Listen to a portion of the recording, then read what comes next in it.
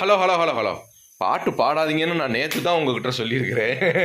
வாங்க வாங்க, எல்லாரும் எப்படி இருக்கீங்க? நல்லா இருக்கீங்களா? நல்லா இருக்கீங்க. நம்புவோம். இன்னைக்கு நம்ம வீட்டுல செவ்வாய்க்கிழமை என்ன ஸ்பெஷல்னு பாத்துடலாமா? பாத்துறோம் வாங்க.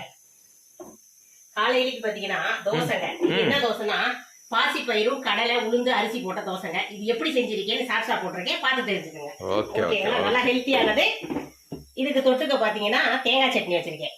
இந்த தேங்காய் சட்னி என்னோட ஸ்டைல்ல நான் எப்படி வைக்கிறதே சாட்சா போட்டிருக்கேன், பாத்துக்கோங்க. மத்தியானத்துக்கு சாதம் வச்சிருக்கேங்க. கோவக்காய் பொரியலுங்க. இந்த கோவக்காய் பொரியலுக்கு நான் இன்னைக்கு மஞ்சள் பொடி கொஞ்சம் கம்மியா போட்டுட்டேன். இந்த கோவக்காய் பொரியல் நான் எப்படி வைக்கிறதுங்க சாட்சா வச்சிருக்கேன். பிடிச்சவங்க ட்ரை பண்ணி பாருங்க. ஓகே. அப்புறம் குழம்பெல்லாம் சாம்பார் வச்சிருக்கேன். ஓ, சாம்பார் இங்க வச்சிருக்கியா? Right right right right. Sambar குக்கர்ல மொத்தமா போட்டு வேக வைக்க மாட்டேன். பருப்பை தனியா வேக வச்சுக்கிட்டு காய்கறி எல்லாம் நறுக்கி போட்டு ஒரு விசில் விட்டு அதுக்கப்புறம் தாளிச்சு விடுவேங்க. வதக்கி விட்டு தாளிச்சு விடுவேன். ஓகேங்களா? சரி, இத்தனை ஷார்ட்ஸ் எடுத்து வச்சிருக்கிய, அப்புறம் எப்படி உனக்கு டைம் டாலி ஆகுது?